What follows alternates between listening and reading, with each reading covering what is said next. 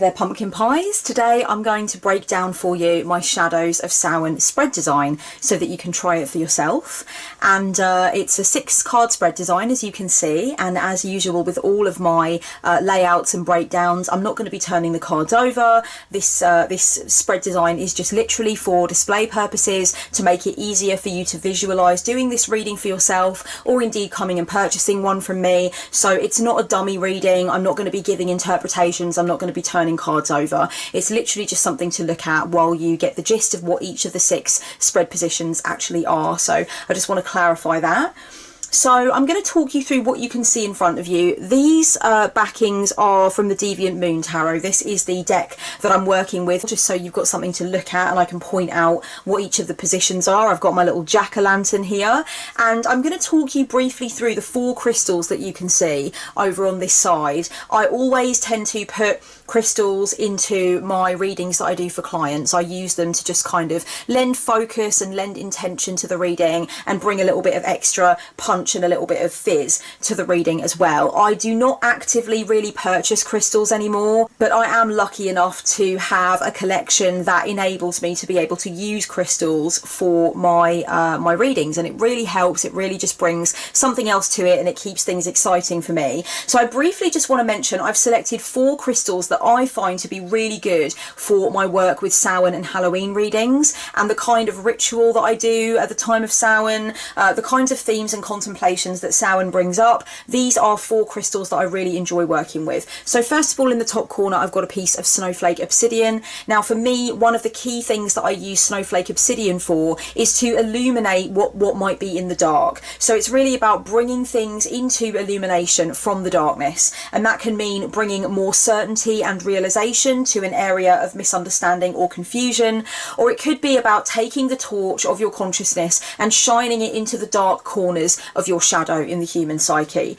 So I really enjoy snowflake obsidian for that, and I've got some black obsidian as well, which I tend to associate not only with the archetype of the shadow itself, but also with one's willingness to be open to the shadow insights that may come through. It's about the willingness to confront the shadow and actually do the work, and it's about taking that deep breath and getting ready to jump in to the shadowscape. It's also an acknowledgement of the fact that shadow work can be complex and difficult, and it is a bit of a tangled terrain. So I feel like it gives off a protective energy and an energy of realism as well when it comes to getting ready to do the shadow work, which is so often connected to the time of Samhain. I've got some black tourmaline underneath. Black tourmaline is such a protective stone. It gives off a very sturdy energy, so it's really good for when the veil is particularly thin. I like to work with it when I really want to make sure that the messages that come through for the client are about strength and stability and being sturdy in one's intentions and motivations. It's also really good for when you're doing things like spirit work, when you're contacting people who have passed over. I think black tourmaline just gives you that sense of being rooted to the earth and kind of being anchored, so that you can do that work that kind of does take you out of body, or you can do deep trance work, and black tourmaline provides you with that sturdiness to come back to a sense of self afterwards. And it also helps you to just stay focused on what your motivations actually are for any work that you might be doing, so you don't go off course wildly. And I've also got there some blue celestite in the bottom corner. Blue celestite is amazing for helping you to connect with information which is from beyond the cognitive realm. So if you're looking to connect with ancestors, deities, spirit guides, any of that stuff, blue celestite can help you to facilitate those experiences. People often use it for helping them to also read signs, messages, emblems, synchronicities that the cosmos may give to you. I see all of that stuff as being information from what I call beyond the cognitive realm, and I think blue celestite just really helps us to connect with that stuff. So without further ado, I'm going to talk you through these 6 spread positions so that you can get a handle on how you can use this spread, how you might want to customize it for yourself, etc. I'm going to leave the list of the 6 spread positions down below for you as well. Shadows of Samhain is basically a reading that helps you to do shadow work at this particular time of year. So it's all about acknowledging that this is the season for shadow work, and this reading basically helps you to ensure that you are fully prepared to delve into the depths of whatever is suppressed in your psyche, if indeed that is what you want to do. So it's really about doing your shadow work diligently at this particular time, getting ready to perhaps sort of develop some revelations when you're doing shadow work, making sure you're doing it safely, making sure you're getting the most out of it. Let's start then in the top left hand corner here with position number 1 for Shadows of Samhain. Position number 1 is how to work safely and effectively with your shadow at the moment. So how can you make sure at this current time, at this point on the calendar, that you are doing shadow work in a safe way and in a way that is going to be effectual? Sometimes this card is going to give you some warnings, some gentle advice about how to make sure that the shadow work process is safer and that there are no hindrances. Sometimes it's going to bring up perhaps some areas of fear or reluctance for you, and it's going to ask you to examine those fears or areas of reluctance to make sure that when you're going into shadow work, you are doing so as your own ally and you feel sturdy enough to do that shadow work. Sometimes it just provides you with a few tips and a few helpful reminders, things that you already know but that you might need clarified for you before you begin Samhain based shadow work. The second position then in the middle of the top row is what's cooking. So this is the current hot button issues and how to deal with them. This card is going to tell you which particular themes or issues or memories or relationships might actually be the hot button ones for your Samhain based shadow work. So which things are actually really kind of itching to get done in your shadow work at this particular time.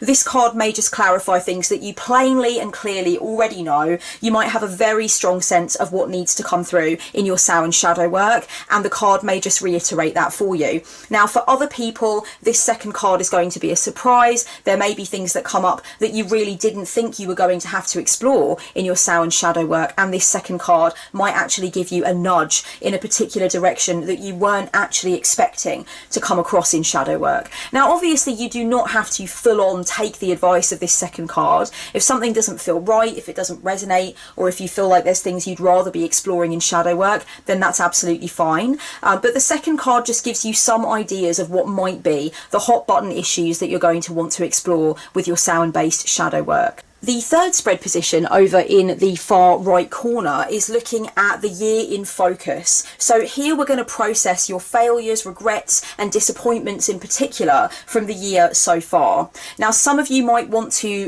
do this card to zoom in on what's been happening since January of this year, and others of you might want to zoom in on what's been happening literally since last Samhain. So you're looking at the complete 12-month period between last Samhain and this Samhain. I tend to look at it from the period of last Samhain to this present Samhain when I'm doing client readings, but sometimes it comes across very strongly for me that the card is talking specifically about this year in the Gregorian calendar. So it really depends, and it does vary from client to client.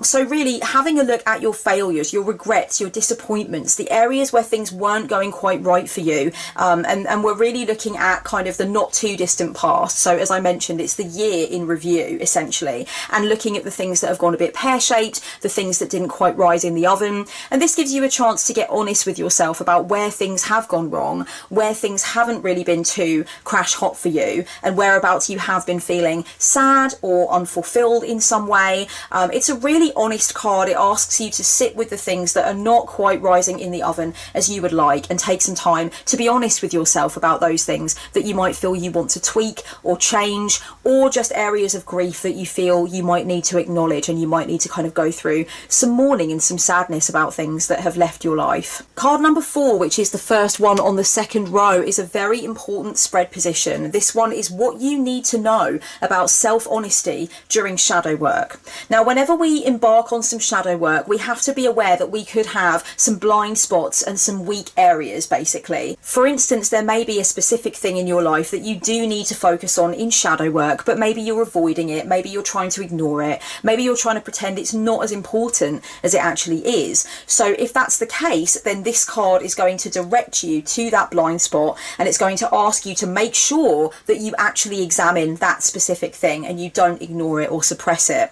If there are going to be certain sort of resistances or blockages or obstacles that are going to prevent you from doing really good shadow work, again, card number 4 is the card that is going to call you out on that. So it's really looking at your capacity to be as honest as possible with yourself during shadow work, and to do your shadow work in a holistic, meaningful way. If there are any points of resistance for you, this card should pick them up and ask you to consider them. And I think for me, for most of the clients that I do this particular particular reading for, this card tends to be very good at picking up the areas of conditional growth for my clients. And what that basically means is the areas where a client is not so sure that they want to do the work with a specific memory or a specific relationship. It's like they want to ignore that and they want to turn away from that, even though they really should be probably shadow working it, right? So the fourth card really kind of holds a mirror up to the things that you might be trying to ignore, and it kind of holds you to account essentially and makes sure that you are focusing on those things as much as you can be. The fifth spread position, which is the middle one on this bottom row, gives you some key shadow work exercises to use,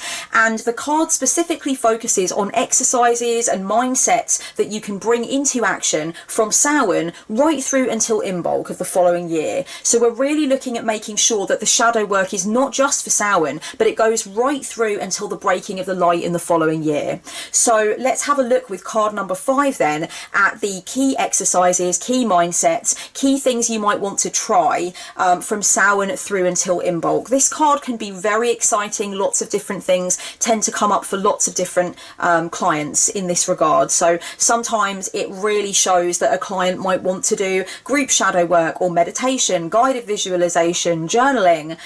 Sometimes it implies that a client might want to change up what they're doing and try things that they've never tried before. Sometimes there's some very surprising things that come through, like maybe trying primal screaming or something to that effect.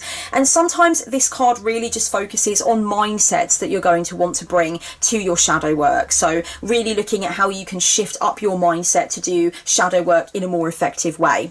Now let's look at the final card, the 6th card right here in the bottom corner, the Beware card. So this is your potential danger zones as a shadow worker around the time of Samhain. What kinds of things could come up that might present problems for you, that might feel dangerous or a little bit uncertain for you? Whereabouts are you going to have to make sure that you tread lightly and tread carefully? Sometimes this card brings up things that you might not necessarily want to address or approach because you may not be ready to do so, you may not feel okay about it, you might feel like you need more time before you delve into that specific area of things. Sometimes this card just gives you a sense, a sort of more clarified and zoomed in sense of what your areas of resistance are, so that you can make sure that you're gentle with yourself when doing shadow work, recognizing where certain areas of resistance may symbolize that you are in fear of approaching certain things. I know that the term danger zones can seem a little bit alarmist and a little bit dramatic, and I'm definitely not intending for it to come across that way. Essentially what I mean by danger zones is those areas of the shadow work process that might be sticky for you, that might feel scary for you, or that you may not necessarily be ready to address just because Samhain is upon you. I think sometimes we do have a tendency to try to push ourselves to go to where it is dark and scary in the psyche, because that's very much in keeping with the energy and the themes of Samhain. But we need to make sure that we are not trying to push ourselves to address something that we simply are not ready to process yet, and that's completely fine. We cannot force ourselves to be ready just because it's the time of Samhain and we feel like that's what we should be doing. So sometimes this 6th card just tells you how and when to take your foot off the gas and make sure that you are safe, and make sure you're not trying to push yourself to do anything that's a little bit too over the top or that you might not be ready for. So these are the spread positions and the breakdown for Shadows of Samhain.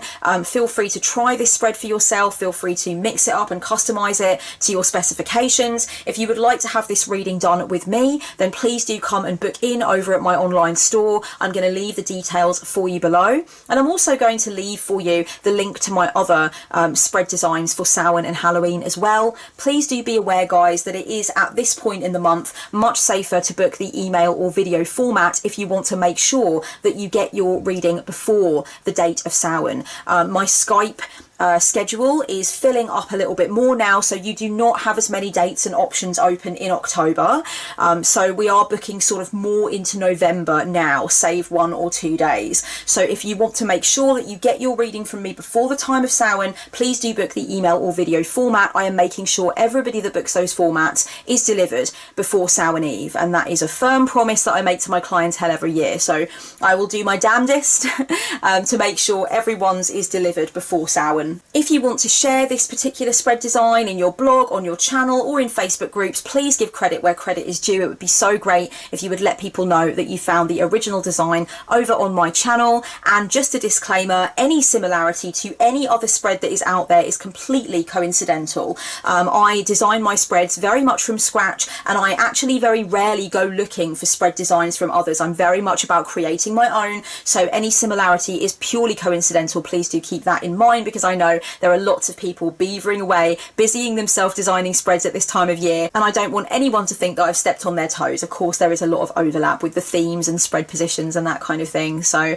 I really hope that you guys are enjoying designing your own spreads if you are about that life, and if not, then I hope this one has presented you with a decent option for a spread that you can do for yourself or someone else. I'd like to mention before I round things off with this video that I am no stranger to offering suggestions for Samhain and Halloween spread designs. I have done so a couple of times in the past, so I'm going to leave some links to videos down below from earlier on in my channel's history when I offered a lot of other ideas for spread designs for Samhain and Halloween too, so there's plenty to sink your teeth into when it comes to my spread designs for this season. So much love and so many good high seasonal vibes, baby cakes. See you in the next video. Blessed be.